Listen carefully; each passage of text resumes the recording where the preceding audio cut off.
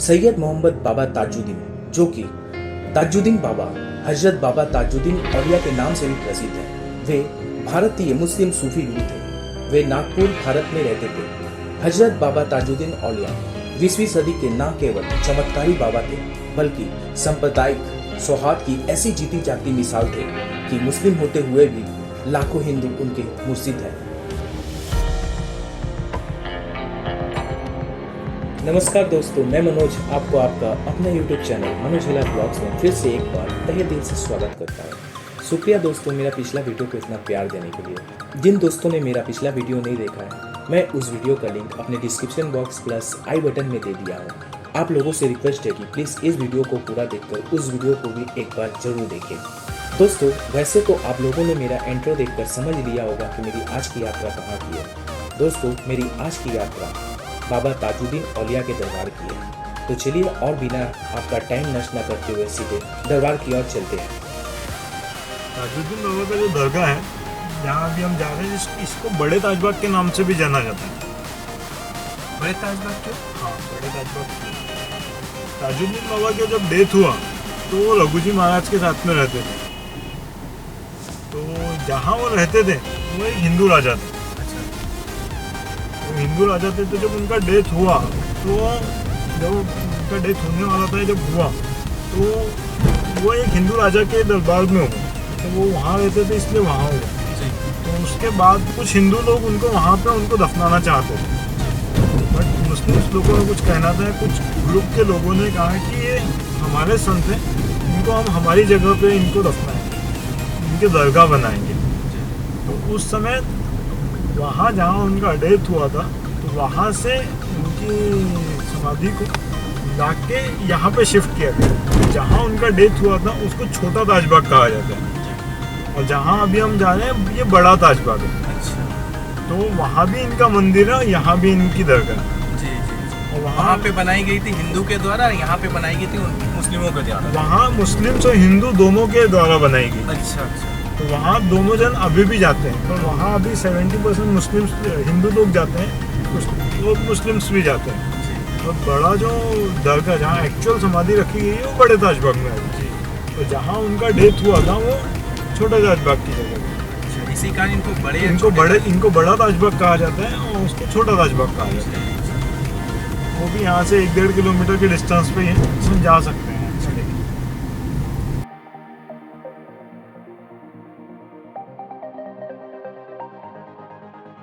दोस्तों राह में चलते चलते चलिए आपको बाबा ताजुद्दीन औलिया की जीवनी के बारे में बताता हूँ।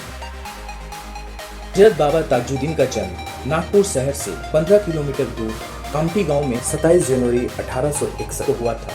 उसके पिता सैयद बहादुद्दीन फौज में सूबेदार थे एवं उनकी माता मरियम मद्रासी पलटन के सूबेदार मेजर शेख मीरा साहब की पुत्री थी। वे जन्म के समय से ही असाधारण थे। बाबा के पुत्र अरब स्थान के बासिंदा थे। उन्हीं में से उनके वालिद कामकाज के लिए कामठी आए एवं नौकरी मिलने पर कामठी में ही बस गए। बाबा जब 1 वर्ष के थे तभी उनके पिता का देहांत हो गया था। उसके बाद 9 वर्ष की उम्र पूरी होते ही उनकी मां भी चल बसी। नानी ने ही उन्हें पाल पोस कर बड़ा किया एवं कामठी स्थित मदरसे में तालीम हेतु भेज दिया। उन दिनों कामठी में हजरत अब्दुल्ला शाह नामक पहुंचे हुए फकीर रहते थे। एक दिन जब वे मदरसे में आए तब उनकी नज़र इस बालक पर पड़ी, तो उन्होंने तालीम देने वाले अध्यापक से कहा, तू इसे क्या पढ़ाता है? ये तो पूर्व जन्म से ही सब कुछ सीख कर आया है। वे इतना कहकर शाह फकीर ने अपनी झोली से खुरमा निकालकर आधा खुद चबाया और बचा हुआ बालक ताजुद्दीन के मुंह में रखकर कहा, कम खाओ, कम सो और कम बोलो एवं कुरान शरीफ पढ़ो। कहते हैं कि खुरमा खाते ही ताजुद्दीन में परिवर्तन आ गया। 3 दिन तक उनकी आंखों से आंसू बहते रहे एवं उनकी दिन दुनिया ही बदल गई। दुनिया की चीजों में उनकी दिलचस्पी खत्म सी हो गई। जब वे 18 वर्ष के थे तब कामठी में बहने वाली कन्हार नदी में बाढ़ आ गई, जिससे उनके घर को काफी क्षति पहुंची। सन 1881 में उनके मामा ने तालीम पूरी होने पर उन्हें नागपुर की रेजिमेंट नंबर 13 में भर्ती करवा दिया। फौज में 3 साल बाद उन्हें सागर जाना पड़ा। मद्रासी पलटन के डेरे में पहुंचकर उसकी भेंट वहीं बिरान क्षेत्र में तशरीफ फरमा रहे संत हजरत दाऊद से हुई और वो दिन में नौकरी के बाद पूरी रात उनके पास भजन बंदगी में गुजारने लगे। जब यह बात उनकी नानी को पता लगी, फौज की नौकरी से जवान नाती गायब रहने लगा है, तो वे पता लगाने सागर पहुंची। जब उन्होंने देखा कि ताजुद्दीन खुदा की बंदगी में रात गुजारते हैं, तो उन्होंने चैन की सांस ली। बाबा साहब खुदा की याद में डूबने लगे। इन्हीं दिनों एक ऐसा वाकया हुआ जिसने बाबा साहब की जिंदगी के अगले दौर की बुनियाद डाली।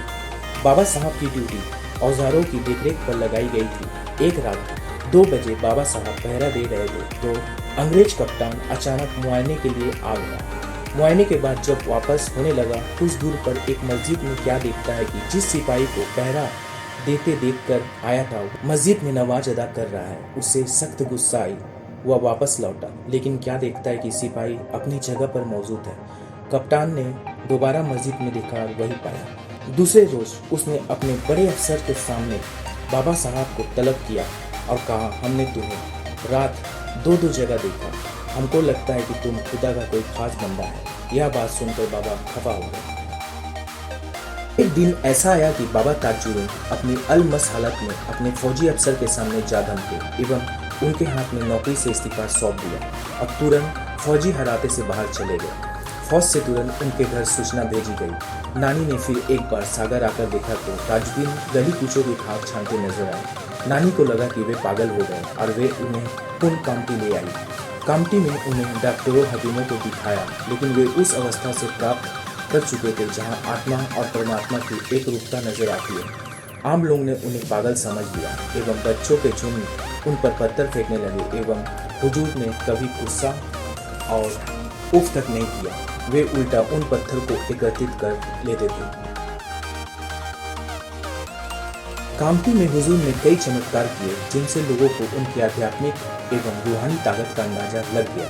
बाबा के पास कई दुखी अपना दर्द लेकर आते एवं उनकी कृपा दृष्टि से अच्छे होने लगे। दिन ब दिन बाबा के चमत्कारों की बातें दूर दूर तक फैलने लगी एवं कुछ लोगों ने जब उनका नाजायज फायदा उठाने की सोची तो उन्होंने ऐलान कर दिया कि वे पागल खाने जाएंगे। उन्होंने अगले दिन कामटी की यूरोपियन क्लब के समक्ष नंगे बदन घूमना शुरू कर दिया, तो अंग्रेज औरतों ने गुस्से में आकर पुलिस को बुला लिया, जो उन्हें पकड़ कर ले गए, जहां 26 अगस्त 1892 को कामटी के कंटोनमेंट जिला मजिस्ट्रेट ने पागल खाने भेज दिया। बाबा हुजूर बग्गी में बैठते थे, तब आप करते थे पूरा शहर। आपके हयात में बाकी सड़क में ये बग्गी से घुमा करते थे बाबा हुजूर। जी, ये बहुत पुरानी कहा, करीबन कितनी पुरानी हो सकती है? ये बाबा हुजूर के ज़माने से? हाँ, ये बाबा हुजूर के ज़माने से बनी हुई बग्गी। पागल खाने में बंद किए जाने के उपरांत भी बाबा ताजुद्दीन शहर की सड़कों एवं गलियों में घूमते नजर आए। वे हजारों चमत्कार दिखाए। कई बड़े अफसर ने भी बाबा को बाहर देखा तो उसके पैरों की जमीन खिसक गई। नागपुर से बड़े फौजी अफसर जब सच्चाई का पता लगाने पहुंचे तो डॉक्टर ने कहा वे तो अपने कमरे में बंद हैं। जब वे कमरे के पास पहुंचे तो देखते हैं कि बाबा शिखरों में बंद एवं ध्यान की मुद्रा में ठीक वैसे ही बैठे हैं जैसे कि कामटी बाजार के पेड़ों के नीचे बैठते थे।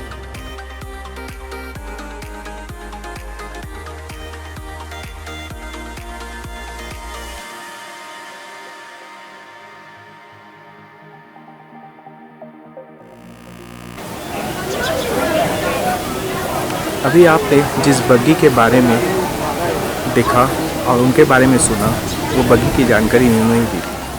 फौजी अफसर ने जब खेद व्यक्त किया तो बाबा ने कहा, तुम अपना काम करते, हम अपना काम करते, फिर क्या था।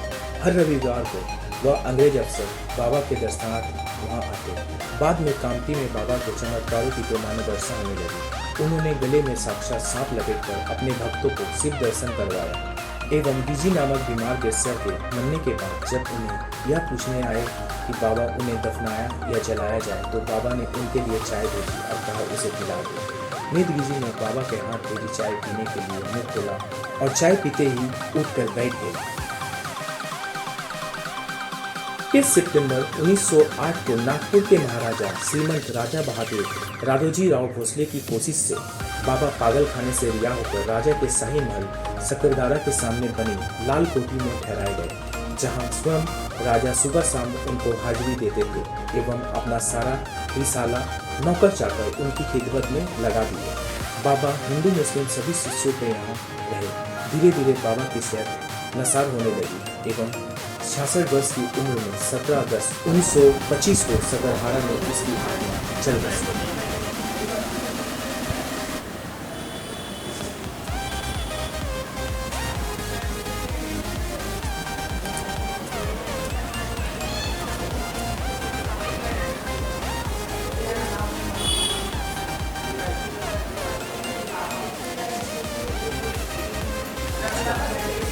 इस कुएं को दूधिया कुआं बोला जाता है ना। दूध के जैसा कुआं, दूध के जैसा पानी हुआ करता था इसका।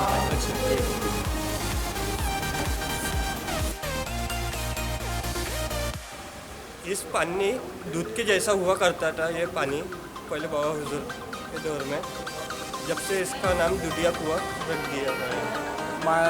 यहाँ पर ये भी सुना गया है कि ये कुआं आज तक कभी नहीं सूखा, ये हमेशा इसी तरह रहा है ना। जी हाँ। इस कुएं के पानी से शिफा भी होते कई जन। अच्छा, और यहाँ के पानी से नहाने से बोलते हाँ। काफ़ी लोगों से निहार दूर होता दूर से जो मेहमान हजरत आते इस पानी से गहरा पानी से नहाया करते। धन्यवाद। देखते हैं सामने से।